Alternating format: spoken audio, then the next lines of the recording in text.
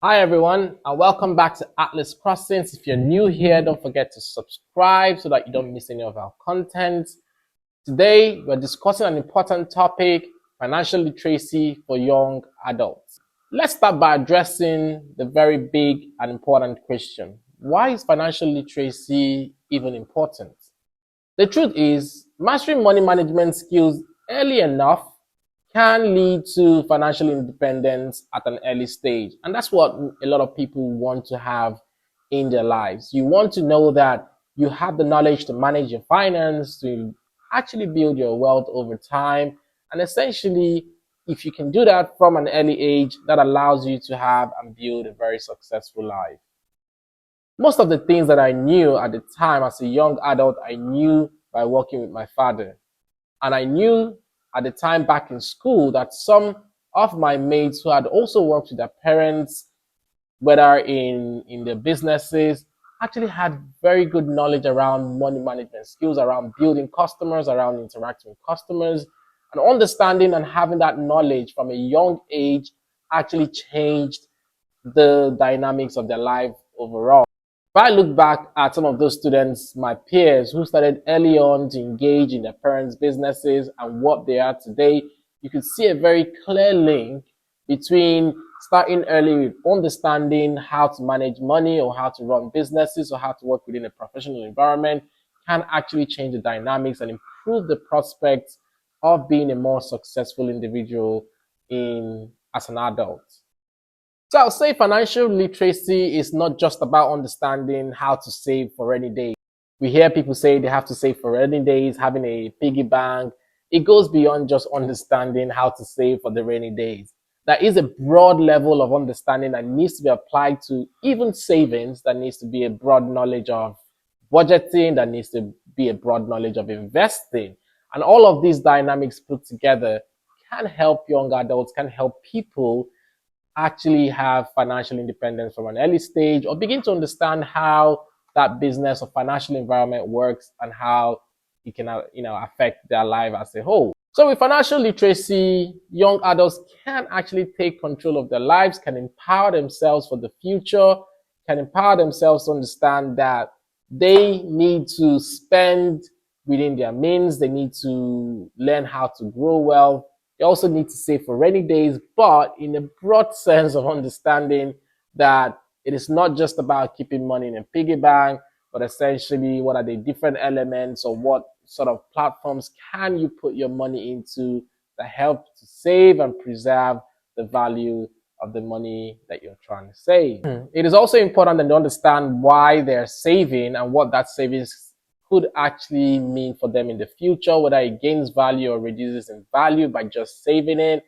Are they saving for a down payment for a house? You have young adults that are thinking about that already. Are they saving for retirement? They want to retire at the age of 30. That is a good dream for some people. They want to start up a business maybe, or pay for their higher education, pay for tuition fees. All of that knowledge, having that financial independence, having control of your future, financial literacy can help provide that basic foundation, irrespective of the path the individual decides to take. Now that we understand the importance of financial literacy, let's talk about some skills that you can build within this subject matter that can help you with having independence or empowering yourself with money management.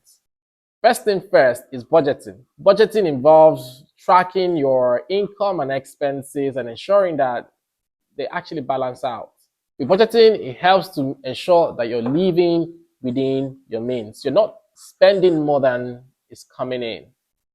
So maybe you receive some stipends from your parents and maybe you get additional income from having to do that work in your local store. You have to understand how to budget to ensure that the money you spend is less than the money that comes in to your account. So let's break this down so that you understand.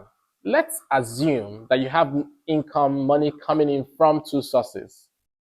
Your daddy and mommy provide you with an income, a monthly income of $100.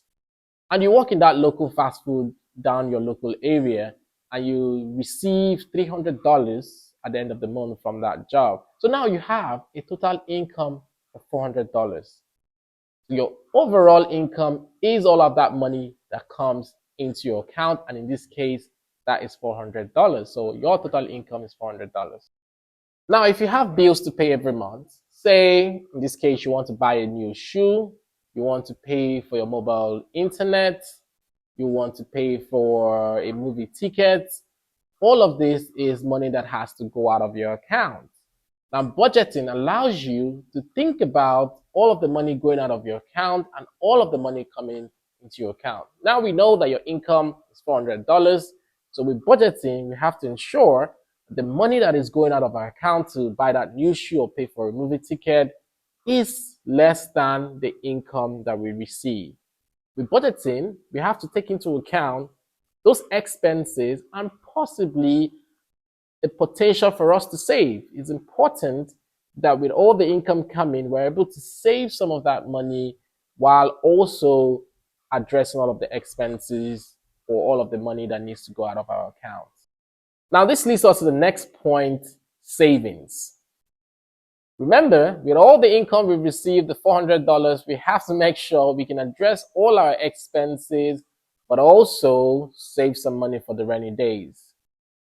So savings is all about setting aside some of that money that we've received, the income we've received, setting some of that money aside for a future need.